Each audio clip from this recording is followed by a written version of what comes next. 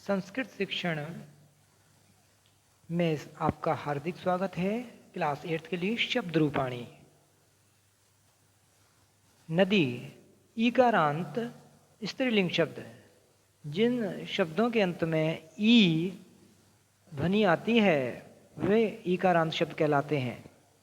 आइए इन शब्द रूपों का अभ्यास करें। पहले विभक्ति और फिर एक वचन, द्विवचन और बहुवचन। विभक्ति में प्रथमा, द्वितीया, तृतीया, चतुर्थी, पंचमी, षष्ठी, सप्तमी और संबोधन। वचन एक वचन, द्विवचन, बहुवचन। इस प्रकार एक सुंदर स्वच्छ सारणी बना लें और इन रूपों को लिखें, फिर याद करें। नदी, नद्यो, नद्यः। प्रथमा नदी, नद्यो, नद्यः। द्वितीया नदीं, नद्यो, नदीः। तृतीया नद्या, नदीभ्यां, नदीभिः। चतुर्थी नद्यै, नदीभ्यां, नदीभ्यः। पंचमी नद्यः, नदीभ्यां, नदीभ्यः। षष्ठी नद्यः, नद्यो, नदीनां। सप्तमी नद्यां, नद्योः, नदीषु। संबोधन हे नदी, हे नद्यो, हे नद्यः। जो भी शब्द रूप होंगे उन सब में संबोधन अवश्य होगा। जिन शब्द रूपों में संबोधन नहीं होगा वे शब्द सर्वनाम शब्द होंगे।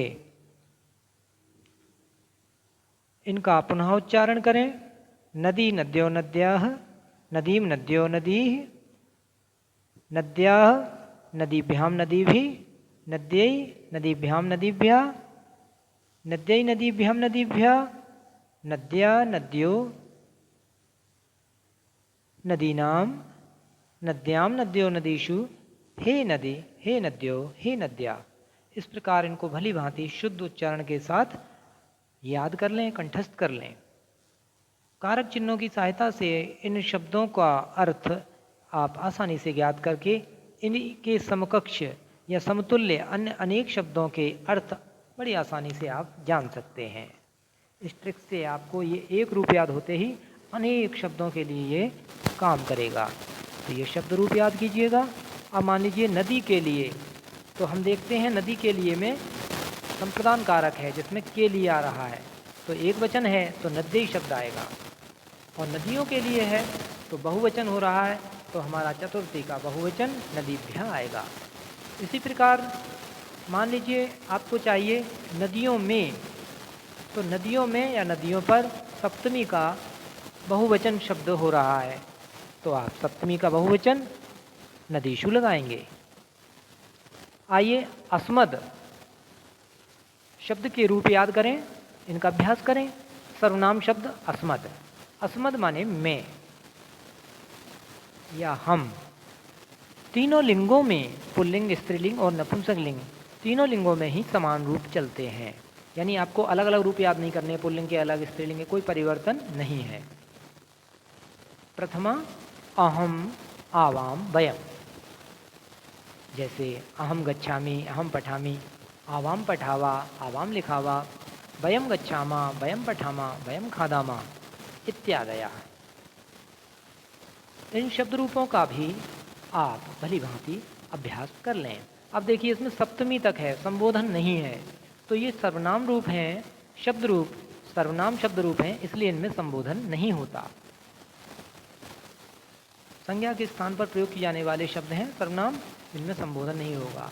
जिसमें स्वयं कोई चीज़ होगी सामने, उसी को तो आप संबोधित कर सकते हैं। जब वस्तु कोई है ही नहीं सामने, संज्ञा के स्थान पर बोले जाने वाले शब्द हैं, संकेत वाले शब्द हैं, तो उनमें संबोधन नहीं होता। इस बात का विशेष ध्यान रखें।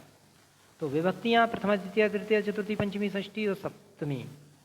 वचन एक वचन, द्विवचन, बहुवचन और फिर इनका अभ्यास। शुद्धता का ध्यान रखें। हलंत और विसर्ग का विशेष महत्व है। संस्कृत में हलंत और विसर्ग का यदि उचित प्रयोग किया तो सही, और अनुचित प्रयोग किया तो वचन भी बदल जाता है, अर्थ भी बदल जाता है और अर्थ का अनर्थ हो जाता है। वैसे संस्कृत बहुत सुमधुर, सुव्यवस्थित, श्रेष्ठ, अद्वितीय देववाणी भाषा है। अभ्यास शुरू करें।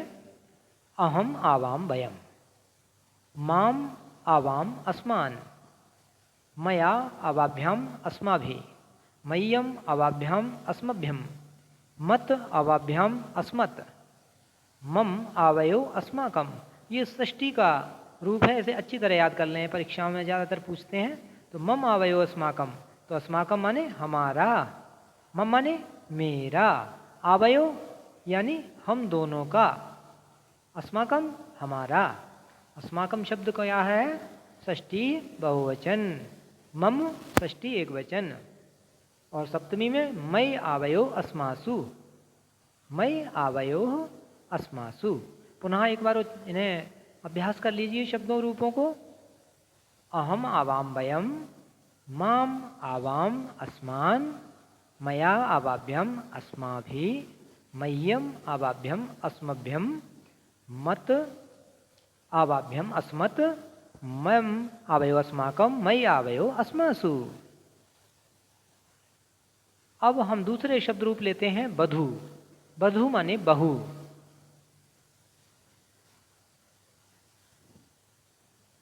स्त्रीलिंग शब्द है, ऊकारांत शब्द है। बधू में ऊ दीर्घ है, तो ऊकारांत स्त्रीलिंग शब्द। अभ्यास शुरू करें। विभक्ति और वचन पहले की तरह लिखें। सुंदर, सुव्यवस्थित, स्वच्छ, सुसज्जित सारणी बना लें, ताकि आप याद करें तो आपको बहुत ही प्रसन्नतापूर्वक अपना लिखा हुआ, सजाया हुआ जो सारणी टेबल है बहुत अच्छा लगेगा और याद करने में बड़ी आसानी होगी।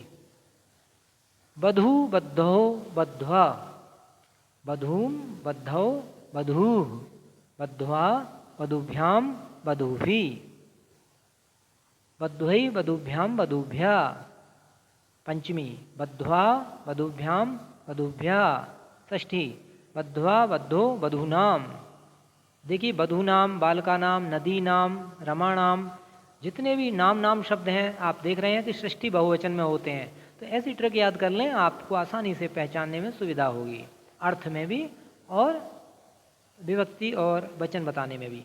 सप्तमी बध्वाम, बद्धो, बधुषु, बधुषु, लतासु, रमाशु, लतासु, बालकेशु, बालिकासु। सब में शु शब्द के अंत में शु ये आता है, इसलिए इसको देखते ही सप्तमी बहुवचन बता दें। और मैं पेपर में अर्थ होता है बधुषु, बहुओं में या बहुओं पर। और संबोधन हे बधु, हे बद्धो, हे बध्वा। संबोधन हे बधु, उ इसमें ह्रस्व है, हे बद्धो, हे बध्वा। इस प्रकार से बधू शब्द के रूप याद कर लें। आसान है, 2-4 बार आप अभ्यास कीजिए तो फिर आपको आसान लगेंगे।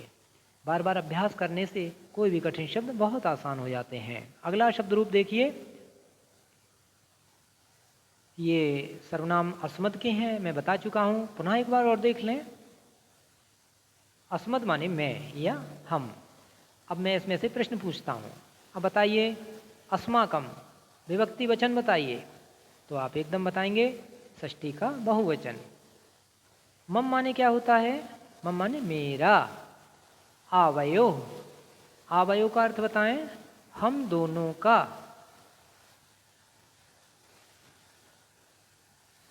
अहम माने मैं, आवाम हम दोनों, वयम हम सब। हम या हम सब एक ही बात है, हम सब।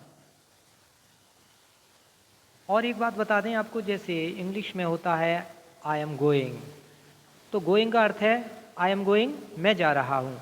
तो संस्कृत में इस तरह से, जैसे अहम गच्छामि मैं जाता हूँ, अहम गच्छामि मैं जा रहा हूँ, एक ही अर्थ है, दोनों का एक ही अर्थ है, अलग से इसके लिए कोई शब्द नहीं है। इसमें लट्लकार वर्तमान काल में दोनों का अर्थ इसी वाक्य से लिया जाएगा। गच्छन्ति माने जाते हैं या गच्छन्ति माने जा रहे हैं। जाते हैं जा रहे में कोई हमारे संस्कृत में कोई अंतर नहीं माना जाता। अहम आवाम वयम, माम आवाम अस्मान, मया, मया माने मेरे द्वारा, आवाभ्याम अस्माभिः, मह्यम मेरे लिए, आवाभ्याम अस्मभ्यम, अस्मभ्यम हमारे लिए बहुवचन हो गया, मत आवाभ्यम अस्मत्, मम आवयो अस्माकम, मयि आवयो अस्मासु। इस प्रकार से अस्मद् के सर्वनाम शब्द पूर्ण हुए। इनका अच्छी तरह अभ्यास करेंगे। अब हैं बारी शब्द के रूप। बारी शब्द जो है, बारी माने जल, तो जल तो ये वारी पुल्लिंग शब्द हुआ और इकारांत है तो वारी, इसलिए इसमें संबोधन भी है। ये पुल्लिंग शब्द है, अगर संबोधन नहीं होता तो आप पहचान लेते कि ये सर्वनाम शब्द है। इस बात का ध्यान रखेंगे। और ये आपको पहचान भी बता दी है, संबोधन सर्वनाम शब्दों में होता ही नहीं है। शुरू करते हैं। वारी, वारिणी, वारीणी। देखिए मात्राओं का उच्चारण पर विशेष ध्यान दें। वारी, वारिणी, वारीणी। वारी, वारिणी, वारीणी। प्रथमा द्वितीय सेम है, समान है। वारिणा, वारिभ्याम, वारिभि। वारिणे, वारिभ्याम, वारिभ्या। वारिणा, वारिभ्याम, वारिभ्यः। वारिणः, वारिणोः, वारीणाम। वारीणि, वारिणोः, वारिषु। संबोधन। हे वारी, हे वारिणी, हे वारीणी। संबोधन पुनः सुन लें। हे वारी, हे वारिणी, हे वारीणी। मात्राओं में अंतर है, सबका अलग अलग मात्राओं का प्रयोग है और उसी के अनुसार वचन में परिवर्तन पहचाना जाएगा। तो वारी माने जल या पानी, और पानी के पर्यायवाची आपको याद होंगे ही। पानी, जल, अम्ल, सलिल, सोए। इस प्रकार से आप वारी शब्द रूपों का भी अभ्यास करेंगे। और उच्चारण शुद्धता पर विशेष ध्यान रखना है। जहाँ विसर्ग हो वहाँ ह की हल्की सी ध्वनि आनी चाहिए। अगले रूप हैं यत। यत माने जो, पुल्लिंग शब्द। इसमें सर्वनाम शब्द है ये, इसमें पुल्लिंग स्त्रीलिंग का तीनों लिंगों में है। और इन्हें समझिए। शुरू करता हूँ। या यौ ये, यम यौ यान, येन याभ्याम यई, यस्मै याभ्याम येभ्या, यस्मात् याभ्याम येभ्या, यस्य ययो येषाम, यस्मन् ययो येषु। एक बार पुनः अभ्यास। यह, यौ ये, यम यो यान, येन याभ्याम यई, यस्मै याभ्याम येभ्या, यस्मात् याभ्याम येभ्यः, यस्य ययोः येषाम, यस्मिन् ययोः येषु। जहाँ विसर्ग की ध्वनि है वहाँ आप हल्का सा यह, यई, ययोः, हल्की सी हा की ध्वनि स्पष्ट कर दें तो आपका उच्चारण शुद्ध रहेगा। जहाँ विसर्ग नहीं है वहाँ हा की ध्वनि नहीं आनी चाहिए। जैसे यस्य, इसमें विसर्ग नहीं है। एषु, इसमें विसर्ग नहीं है। इसका ध्यान रखना है, तभी आपका उच्चारण सही होगा और आप जैसा बोलेंगे वैसा ही लिखेंगे। इसलिए यदि आपका उच्चारण सही है तो आपके लेखन में भी त्रुटि नहीं होगी। यही कार्य हिंदी और संस्कृत दोनों में होता है। जैसा बोलना है वैसा ही लिखना है। हमारा संस्कृत का ध्वनि विज्ञान सभी भाषाओं में अत्यंत श्रेष्ठ, सुव्यवस्थित और शुद्ध है, सर्वशुद्ध है। अगले रूप देखेंगे स्त्रीलिंग।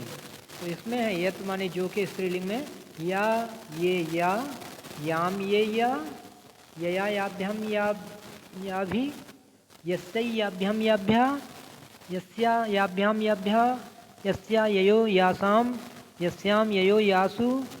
इस प्रकार से ये सप्तमी तक शब्द रूप पूर्ण होते हैं। अब आपने देखा इसमें संबोधन नहीं है, तो ये कौन से रूप हैं? सर्वनाम शब्द रूप है। शब्द रूप दो प्रकार के हैं, एक तो संज्ञा सर्व शब्द रूप और दूसरे सर्वनाम शब्द रूप। तो ये हमारे सर्वनाम शब्द रूप हैं। यत माने जो, यद या यत। यत माने जो।